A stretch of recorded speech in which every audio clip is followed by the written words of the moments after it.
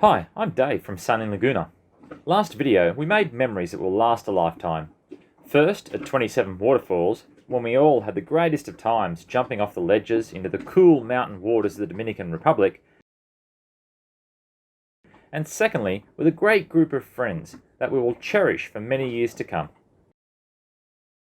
Now, if you watched our video on the Thorny Passage, you will recall that I talked about how we tackled the north coast of the Dominican Republic.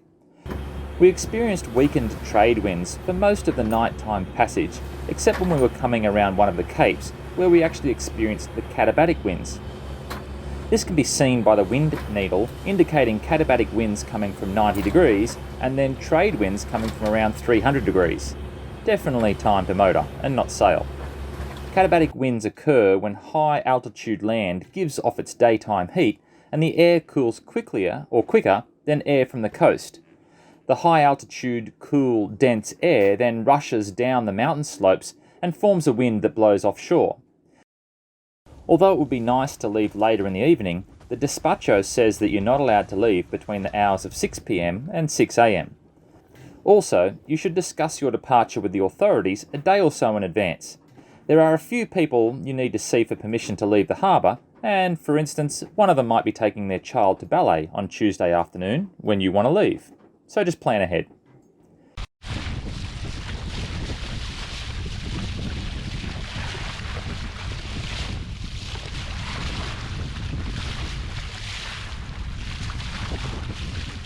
We pulled into Puerto Bahia in Samana. This is a lovely marina with 2 pools, 3 restaurants, a gym, and after they finished shooting the movie with J-Lo and other stars, they even set the pool room back up so that I could teach Cooper how to play pool. And it was air conditioned in there as well. Alright, Cooper! I did it. They even had movie nights where the kids could roast some marshmallows on a fire and catch some random movie, of course.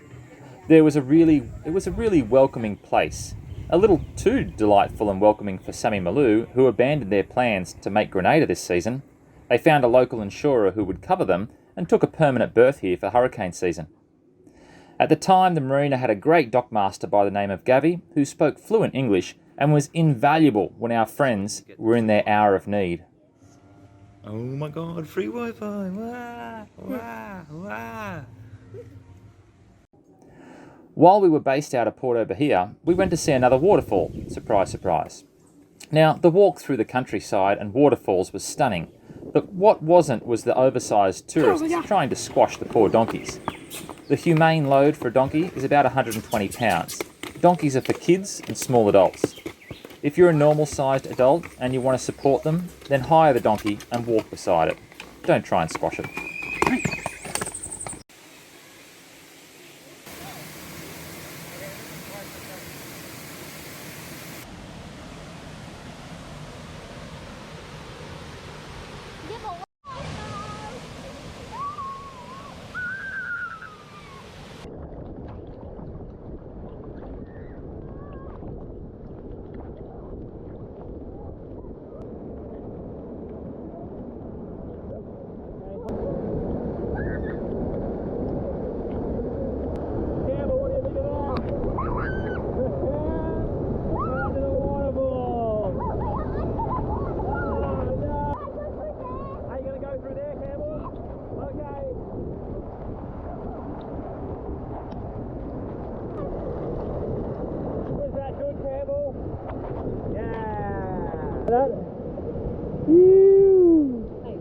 Amazing.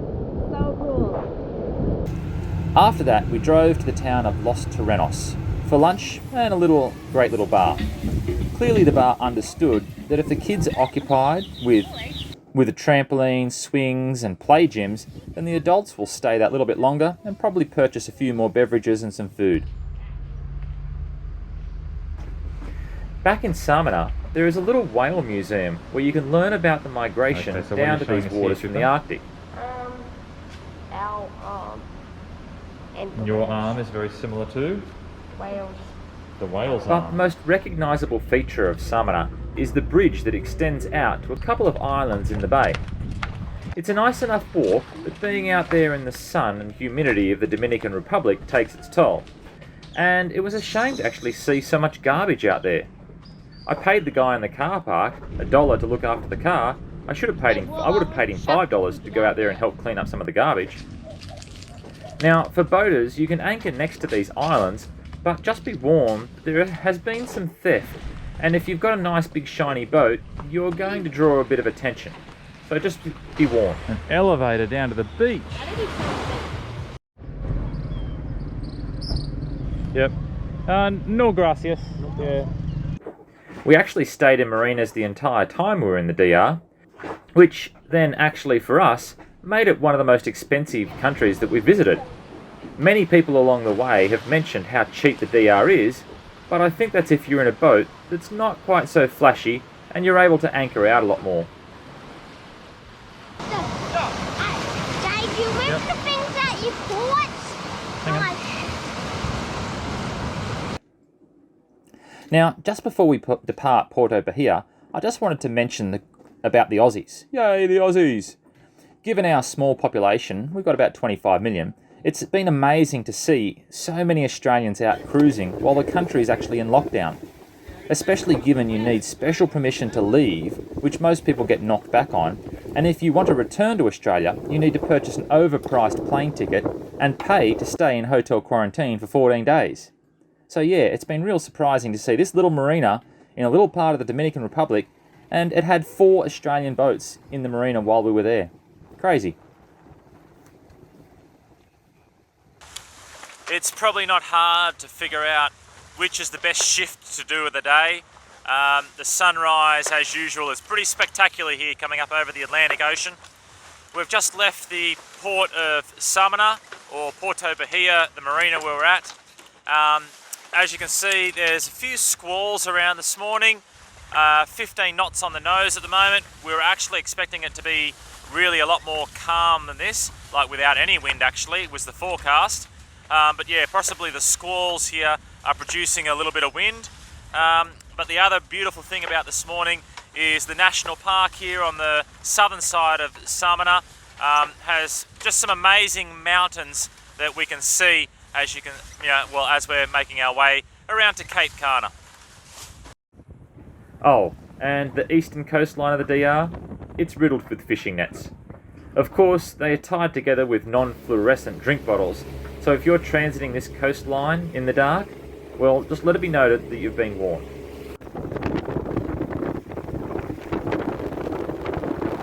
One of the squalls has finally hit us. I saw it sort of coming, so I've taken a reef there. In other words, reduced the sail a little bit.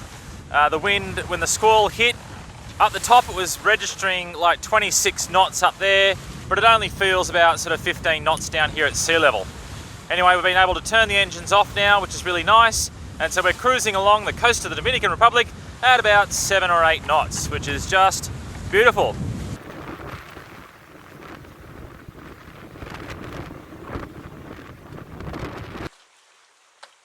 Alright, well here we go. We've got the funky setup with the code 0 going here on the port bow. So we're using the code 0 much like a spinnaker. Even though it's attached to the port side, it's actually coming from the starboard side. Wind is coming from the starboard side. So pretty amazing sail that we're achieving these types of angles. 11 knots of breeze, 5.7 knots of boat speed. So yeah, pretty amazing that the wind's actually coming from this direction here, but it's just catching it and allowing us to maintain that angle. Something we have certainly learned about sailing internationally is to take people's comments with a grain of salt. We were told by someone in Puerto Bahia that Punta Cana had a difficult entry and you shouldn't attempt it at night. And that couldn't have been any further from the truth. It was one of the most well-marked entrances we have encountered, and even if the buoys aren't lit at night, your GPS would easily and safely guide you into this location. Mike and Dee did an excellent job of docking true north in this tight space. I'm glad I got in first, as I don't know if I'd be able to make it look as easy as this. So well done, guys. Now, my thoughts on Cape Cana, well look, if you want Western accommodation with Western restaurants and Western roads leading to Western shopping malls at close to Western prices, then this part of the DR is for you. but then why didn't you just stay or go to North America? So, to be honest, I wasn't the biggest fan of Punta Cana. And, well, look out, because here comes a bit of a rant. Well, here we are at Cape Cana at Punta Cana on the southeastern end of the Dominican Republic. Now, when you come in here, they've got the cats and the monos sort of lined up out the front here in the main channel. There's no surge here and it's quite well protected from the wind, which is good. But the bulk of the marina here is basically for the sports fishers. So yeah, it's just a nicety, I guess, that they even allow us to come in and be able to temporary dock here. So that side of things is appreciated. However, of course, when they say that there is electricity, well, it might be debatable, and that's if you can deal with the rust around the terminals. And then the water, of course, this is the Dominican Republic, so you can't drink the water, but you can wash with it. They say, of course, that there's Wi-Fi, but the Wi-Fi is actually only at the restaurant. It certainly doesn't reach the berths or anything. The marina office is just in over here, and it does have a person in there that basically speaks English, but they haven't got a scratch on Gavi back at Puerto Bahia. An example could be the office to organise a hire car, but of course they didn't actually tell us that we would need a special PIN code to get back in once we left in our hire car. And so a little bit of stress there trying to get back into the resort. There are of course pools, but there's a pool for that complex, which we can't go in, and there's a pool for that complex, but we can't go in that one either.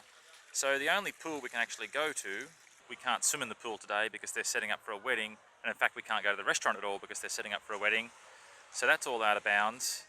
As you can see, we've got a lovely beach here with all of these beachside pool chairs, but of course, guess what about the pool chairs?